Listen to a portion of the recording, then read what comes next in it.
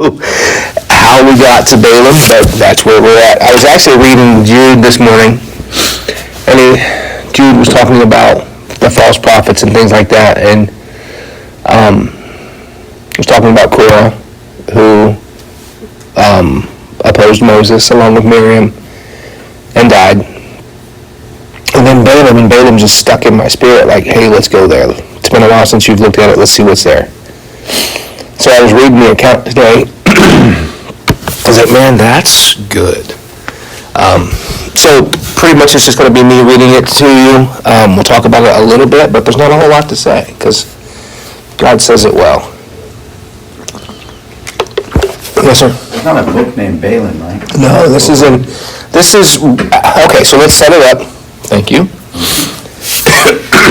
It actually is right here in my notes, so you must have read them. You did sit at my desk. So, the Exodus is happening. Okay, we've come out of Egypt. We've traveled in the wilderness for a while. We've now come to Moab, maybe. We've been kicked out of places because there are so many. Right? There were millions of Israelites who left Egypt. And as they wander, it's not like the wilderness, right, it was the wilderness for them, but there were people living there. You know, when you think about wilderness, it's this forest and there's nothing there, but no, that's not what it is. It's, you're walking through the streets with no place to lay your head. And the cloud goes before you so the people can't see you as you're moving. But then at night, the fire is behind you so they can't attack you. Does that make sense? That's why he gave a pillar of fire and clouds. That way they couldn't be ransacked at night by the people that they were in their lands. And they weren't broke either, right? When they left Egypt, the Egyptians were giving them gold and silver to leave, like, get out, take your God and your plagues with you. And livestock and things like that.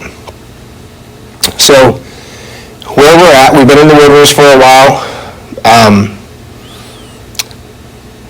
It's gotten ugly. People have died. They complained and moaned about not having meat because it was just manna. So God gave them quail. And they ate so much quail that they died because their stomachs burst. What's quail? A bird. It's a game bird about this big. 2 weeks you can come over and have some at the house. I have 58 eggs in the incubator. Yeah, they got a little tuft on their head. They're a game bird, actually. They're pretty cool. You get to set them off and try to shoot them? We can. Not at home, but somewhere else. So You said, like, you don't get to use them unless you shoot them? No. So here's where we're at, though. Disobedience and rebellion, right? So we've just come out of the place where they disobeyed God and God sent serpents to bite them and kill them. Yeah. Real quick, I had a dream last night or the night before. We were in Vegas, and when I say we, I don't know who all was there, but we were in Vegas, and there was a big snake in the room. And I know you and Mandy and I were there for sure. But I looked out the window and there's all these lights, right? Like sand, just whatever Vegas would entail. I've never been there, so I don't know what it would entail. But what my mind says it would entail, just like the evil. So there's this huge snake, and it's trying to get us. And this other snake comes and beats the door down and starts eating the snake. And it's bloody and it's nasty, and it's like, oh, should I stop that? But then it was like, no, this is God. This is what God is doing. Even though you're wrapped up in all of this sin or in a place of sin, God's snake is eating the evil snake. Just like it did in, you guys remember when Aaron and Moses went to see Pharaoh? And God said, Aaron, throw your staff down. So he threw his staff down and it turned into a snake. Right? Well, the magicians threw their staff down. It became a snake too. They're like, we can do what you can do. But Aaron's staff ate the magician's staff. Then he reached out and grabbed it by the tail, and it became a staff again. And that was pretty much how it was. The weirdest thing now that I'm sitting here telling you about my dream, God sent these snakes to kill. They would bite these people and they would die.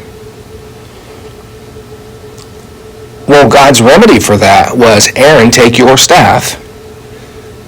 And Aaron was a sculptor. And he said, make a brazen serpent, right, which is a serpent out of bronze. Actually, yeah, bronze is what, tin and silver mixed or something like that? Or tin and copper mixed is bronze.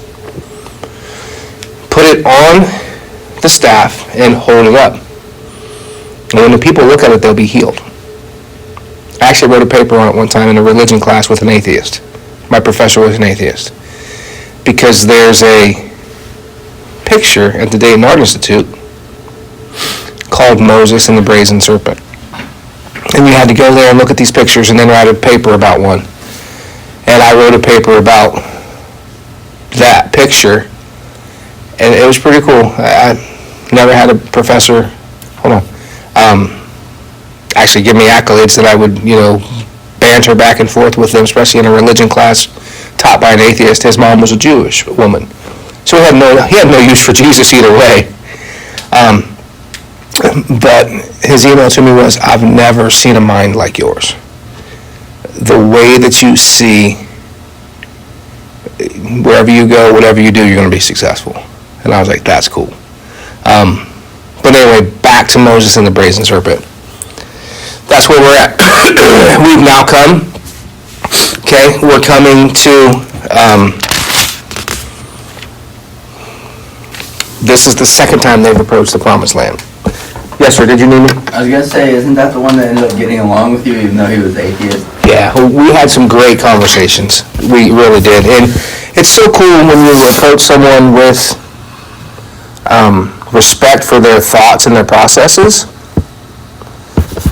And you can disagree without being mean. You can respect someone's opinion without degrading their opinion. Now, if they're trying to hurt you, that's one thing. If they're trying to influence you in a way that's not healthy, it's another thing. But to just contemplate back and forth your beliefs and why you feel the way you feel is awesome. Confrontation is good. Confrontation is always good, because when it reiterates to you why you believe what you believe. And it takes you deeper in your belief. Or it'll bring you out of it and you'll open your eyes to see something else. So here we are trying to go into the promised land. Or getting close, right? So there is a king named Balak, and we'll just read it. We're going to pick it up in chapter 22 of Numbers. Again, this is the New Living. It says, Then the people of Israel traveled to the plains of Moab and camped east of the Jordan River, across from Jericho.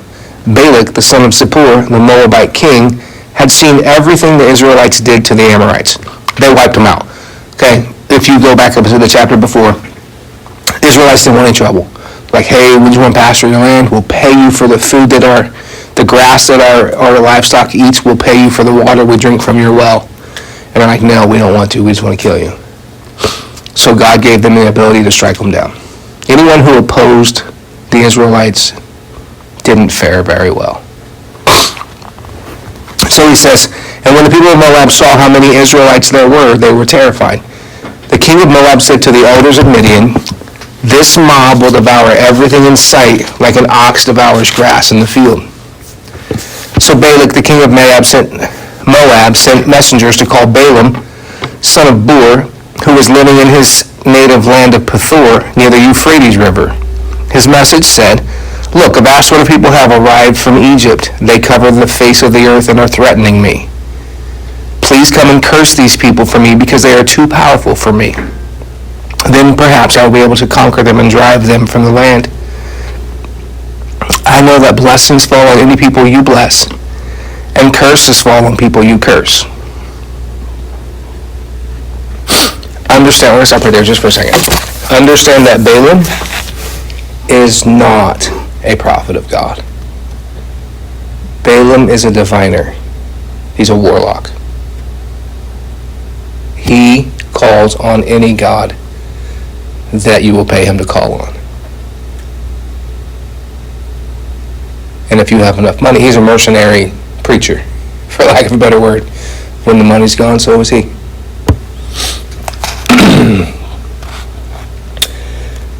Balak's messengers, who were elders from Moab and Midian, set out with money to pay Balaam to place a curse upon Israel. They went to Balaam and delivered Balak's message to him. "Stay here overnight," Balaam said. "In the morning I will tell you whatever the Lord directs me to say." So the officials from Moab stayed there with Balaam. That night God came to Balaam and asked him, "Who are these men visiting you?" Balaam said to God, "Balak, son of Zippor, king of Moab, has sent me this message. Look, a vast herd of people have arrived from Egypt, and they cover the face of the earth.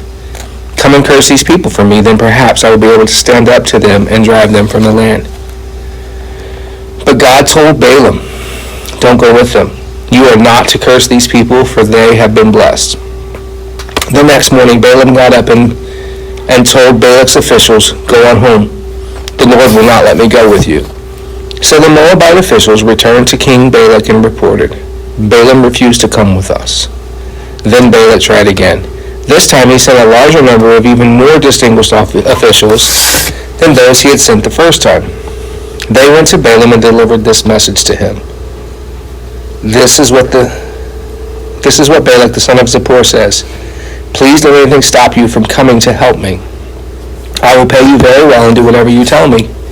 Just come and curse these people for me." But Balaam responded to Balak's messengers, "Even if Balak were to give me his palace filled with the silver and gold, I would be powerless to do anything against the will of the Lord, my God. But stay here one more night, and I will see if the Lord has anything else to say to me." That night God came to Balaam and told him, "Since these men have come for you, get up and go with them, but only do only what I tell you to do." So the next morning Balaam got up, saddled his donkey, and started off with the Moabite officials. But God was angry that Balaam was going. So he sent the angel of the Lord to stand in the road and block his way. As Balaam and 2 servants were riding along, Balaam's donkey saw the angel of the Lord standing in the road with a drawn sword in his hand. The donkey bolted off the road into a field, but Balaam beat it and turned it back onto the road. Then the angel of the Lord stood at a place where the road narrowed between 2 vineyard walls. When the donkey saw the angel of the Lord, it tried to squeeze by and crush Balaam's foot against the wall.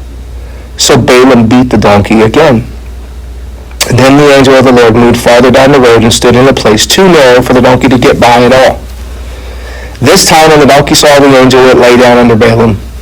In a fit of rage, Balaam beat the animal again with his staff.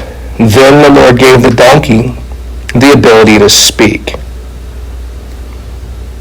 "What have I done to you that deserves your beating me 3 times? It asked Balaam. First off, if I have an animal that starts talking to me, we got issues. I say that, but real quick story. One time I was hunting, and I was in like southeast Ohio, and I'd been hunting for 3 or 4 days. It was gun season. And I kid you not, I'm sitting on a log, and I've been quiet all day long, and this squirrel comes down this tree, comes over, and gets to about right there, about 1.5 feet from me. And I'm sitting there with my gun just like this. And I had heard this story before, but when I heard the story, it wasn't that, I didn't know that Balaam wasn't a prophet. The way that I'd heard it, that he was a prophet of God. As you study it out, there's no way. But I looked at the squirrel and I was like, "You got something you need to tell me, man?" And I truly expected the squirrel to speak to me. Whatever, I'm weird like that. I also believe I can walk on water if God tells me to. But that squirrel stood there and just looked at me like, And I'm going, spit it out. If you don't have something to say, go away. And I kind of got freaked out after I realized that I was having a conversation with a squirrel. And it was that close, and it had no regard that I had a 12 gauge that wouldn't put a hole in it. It would make it non-existent anymore. All right, that's my story about it, talking to animals, or having them talk to me.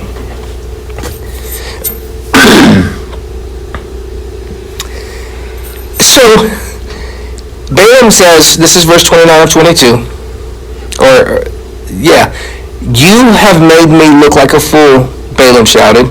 If I had a sword with me, I would kill you.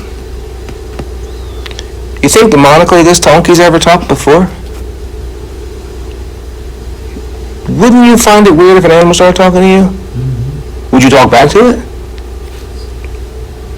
I don't know that I would. And I'm really sure that I wouldn't try and kill it, because I'd try to make some money off of it.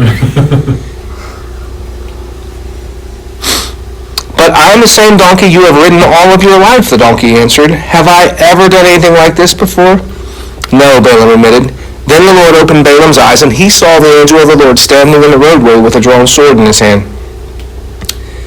Balaam bowed his head and fell face down on the ground before him.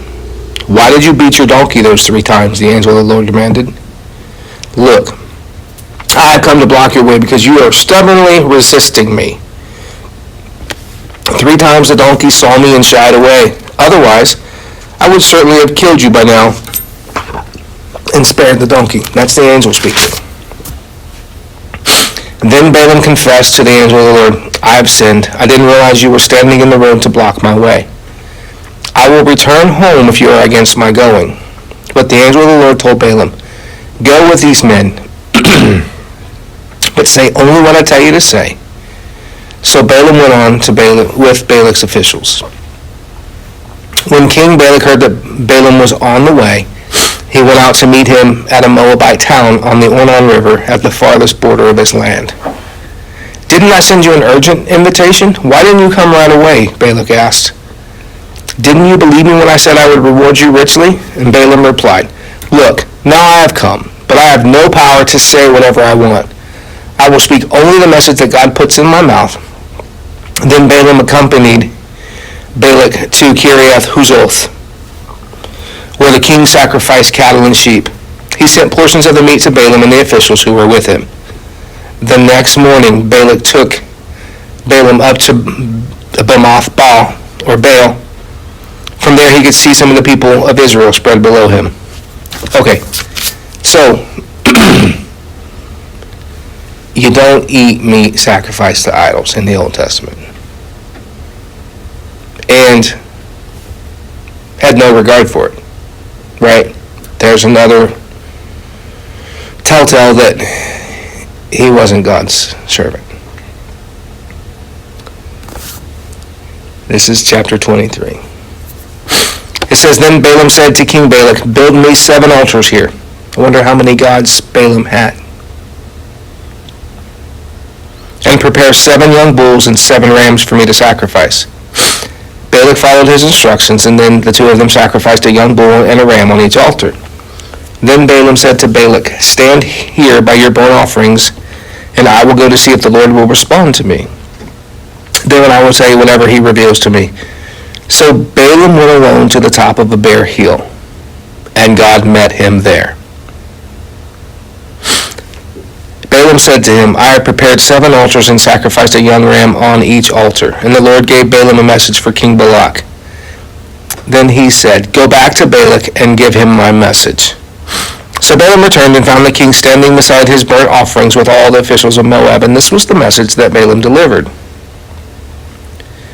Balak summoned me to come from Aram. The king of Moab brought me to the eastern hills.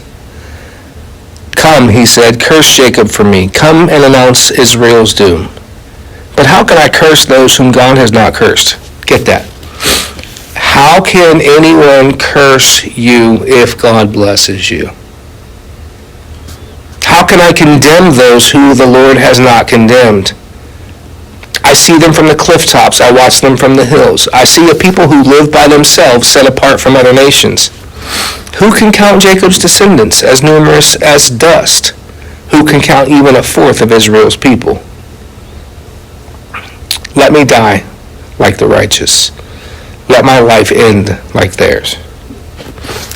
Then King Balak demanded of Balaam, what have you done? I brought you to curse my enemies. Instead, you have blessed them. But Balaam replied, I will speak only the message that the Lord puts in my mouth. Okay, we'll paraphrase a little bit. This happens again.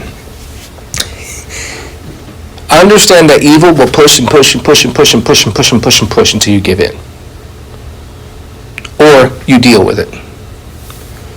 How many young ladies have said, well, I wouldn't sleep with him, I wouldn't sleep with him, I wouldn't let him touch me, I wouldn't. But he just kept pushing, just kept pushing, just kept pressing. And then there's a baby. How many people have said, no, I'm not going to smoke, I'm not going to drink, whatever, I'm not going to do this, not going to do that. But they just kept bugging me. They just kept pressing me.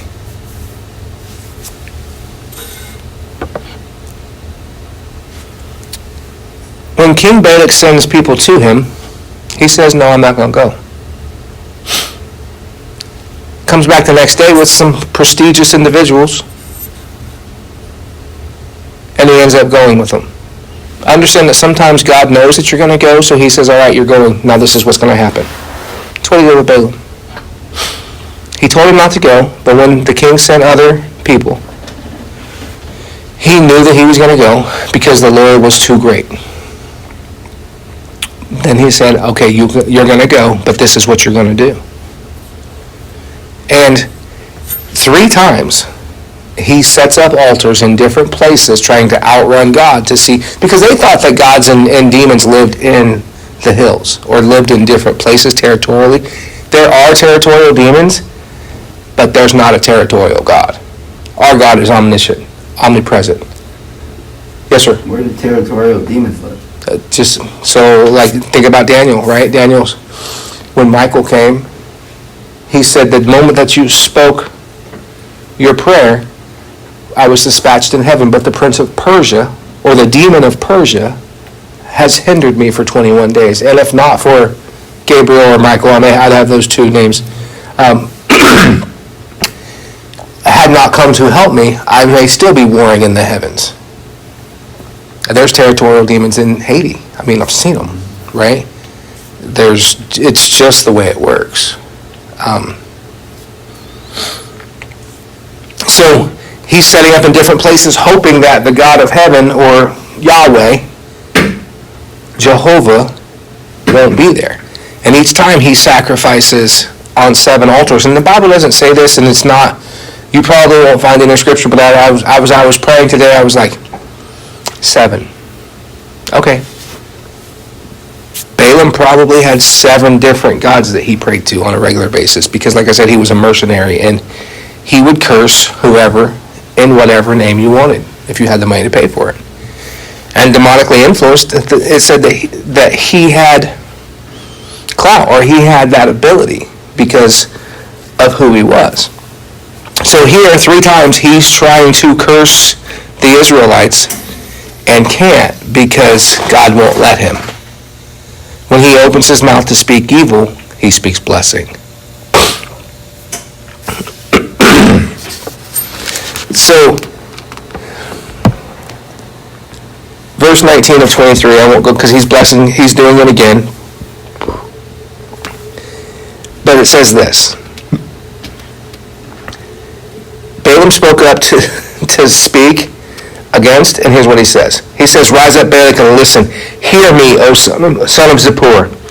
God is not a man, so he does not lie. He is not human, so he does not change his mind. Has he ever spoken and failed to act? Has he ever promised and not carried it through? Listen, I received a command to bless. God has blessed, and I can't reverse it. No misfortune in his plan is for Jacob. No trouble is in store for Israel.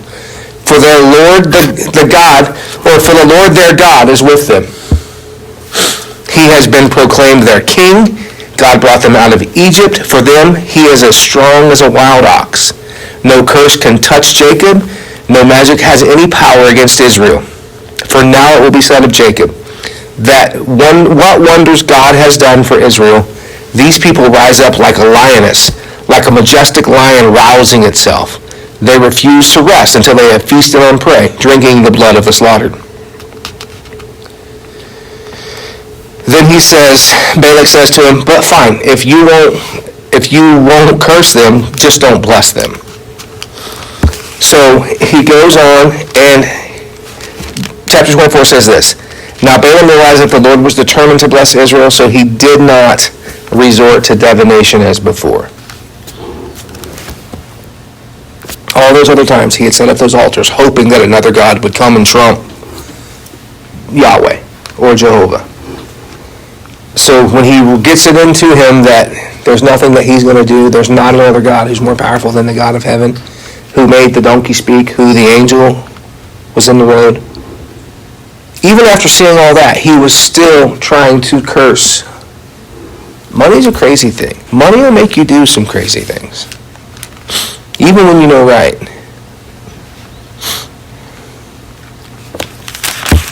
So he goes on and he ends up blessing them. At the end of it, all of this time, Balaam has told him, I can only say what God has told me to say. I can't curse if he won't let me curse them. I'll have to bless them if he tells me to bless them. All of that, he goes through and he ends up blessing them, right? The things that he has said to Balak in private, he stands on the mountaintop the third time when he realizes that it ain't going to happen. And he speaks that blessing. And even after all of that, this is 24:10. He says, King Balak flew into a rage against Balaam. He angrily clapped his hands and shouted, I called you to curse my enemies. Instead, you have blessed them 3 times. Now get out of here, go back home. I promise to reward you richly, but the Lord has kept you from your reward. Balaam goes on to tell him, I told you, stupid. I told you from the moment you came to me that I can't if he won't let me.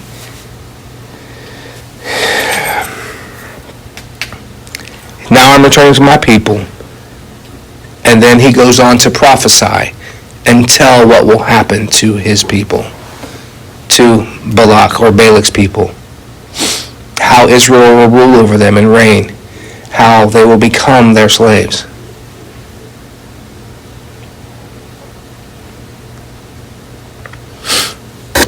We can't, no one can buy God. God is not for sale. He's not even for rent. Matter of fact, God is looking for us to buy in and to go all in. I was talking with someone today who's kind of down and out, and they're like, man, I'm tired. I said, I get it. Like, I just want some wins. But I've sold out. I'm all in. Either we're going to win or we're going to go down in flames. And I was like, I'm with you. I feel it. You know, and here's what we have to realize. The evil thinks in the temporal, like the human perspective, trying to get your eternal self to sell for physical rewards. That's what Balak was doing with Balaam.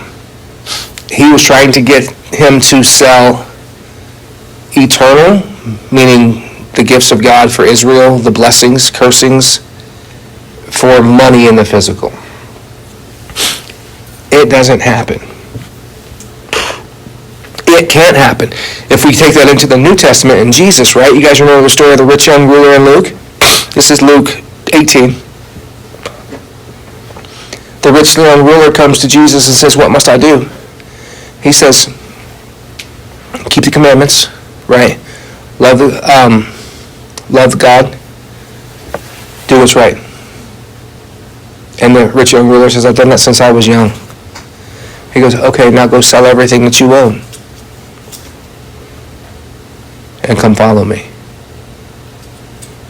And the Bible records that he went away sad. Some people will tell you that he went away sad and that he never returned. I think he went away and sold everything he had. It's not biblical. That's the gospel according to this Mark. But he sold out. Then, a little later, Jesus says to them, Jesus says to him, what about you? You going to leave too? He goes, well, who will we go? We've sold out. We've given everything. We're all in for you. And Jesus replies, this is Luke 18:29. He says, yes. And I assure you that everyone who has given up house or wife or brothers or parents or children for the sake of the kingdom will be repaid many times over in this life and will have eternal life in the world to come.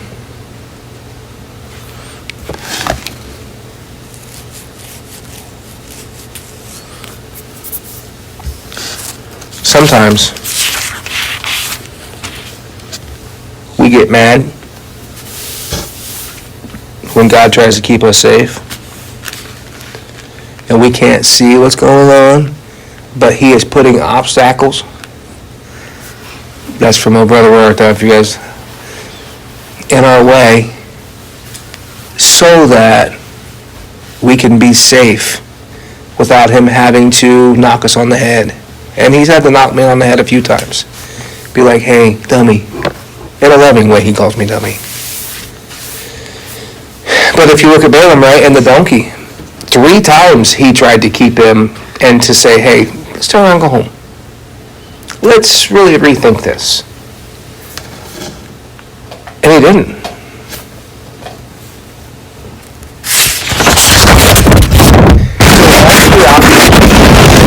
Going on, right? The 3 blessings or curses, as it would be. Balaam is trying to find a God who is greater than the I am, right? We're not far removed from the burning bush, actually. We're depending on time frame. But when the I am introduced himself to Moses. So now we've got Balaam who is looking for a God who is greater than by setting up these 7 altars 3 times. But it's pretty cool how God, even though Balaam had done this and sacrificed to these other gods, God meets Balaam after the first one and says, this is who I am.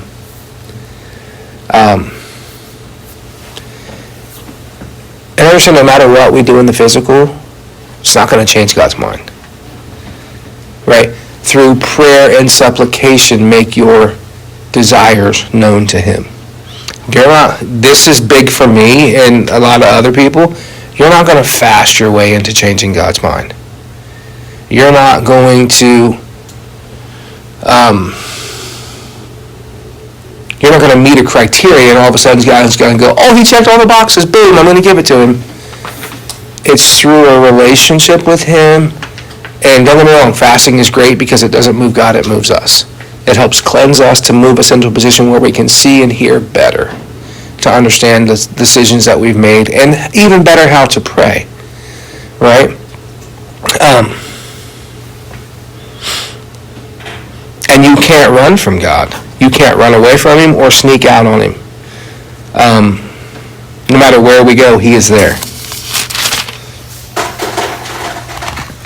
So Balaam is trying to get away Balaam is trying to get away from Balak right there in the first time. He's like, stand here by your offering and I'm going to go see if the Lord will respond. So he goes and on a bare hill, and God met him there. You are not going to hide from God, ever. You're not going to get away from him. Because he's God. He's everywhere, at all times, in everything. Here's what Psalm 139:7 says. It says, I can never escape from your spirit. I can never get away from your presence. If I go up to heaven, you are there. If I go down to the grave or Sheol, you are there. If I ride the wings of the morning, if I dwell by the farthest oceans, even there your hand will guide me, and your strength will support me. I could ask the darkness to hide me and the light around me to become night. But even in darkness, I cannot hide from you. To the night shines as bright as day. To you, the night shines as bright as day. Darkness and light are the same to you. You could not go against God and win. All the spirits of hell can't stop his blessing for those who he has chosen to bless. Right there in chapter 24, it says that he had been using divination and trying to twist and get things done. You can't go against God. And eventually when you realize, or the world realizes, or hell realizes that there's no avail, right?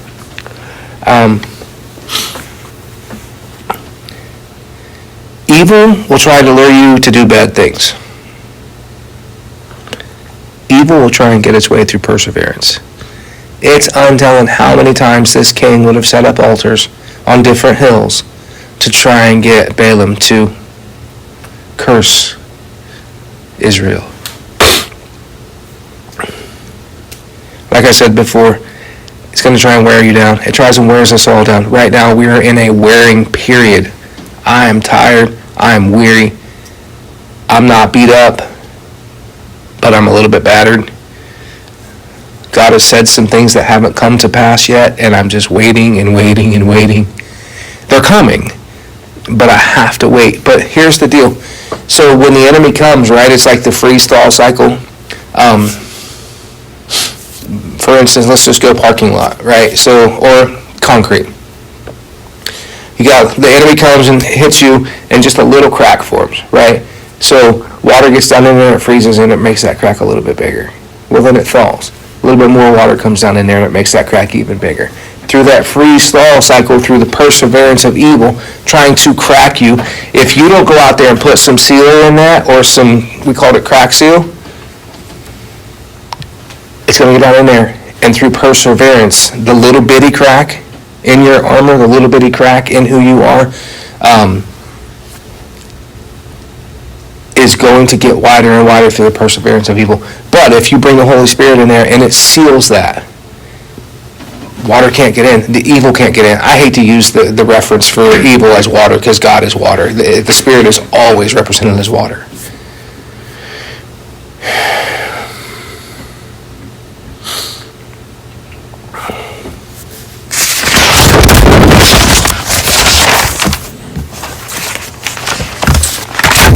So, in the end, at the end of this, even though Balak had tried to get Balaam to speak evil, and all he did was speak good,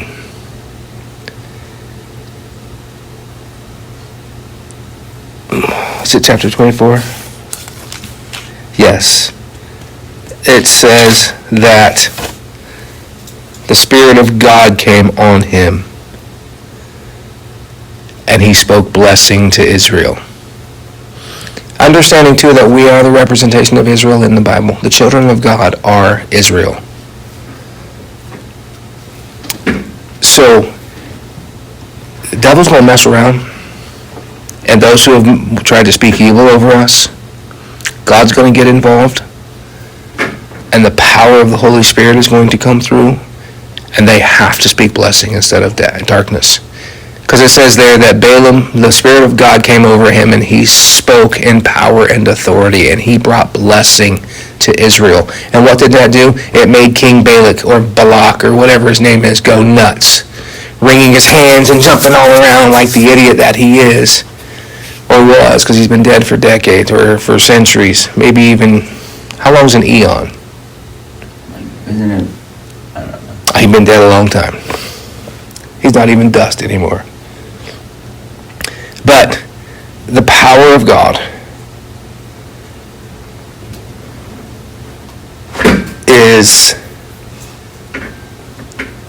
it's undefeatable. I think that we're living in a time and a place where we have to realize that what God says, those that God blesses, no one can curse.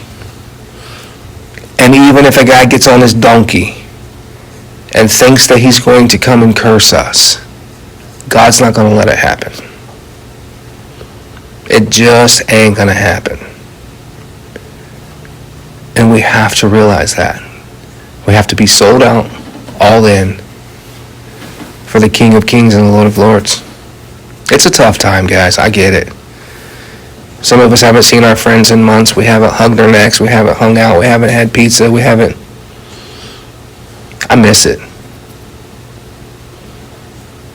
But until this plays out, until the altars are torn down, and God comes and speaks in true authority through his prophets, or even those who thought they were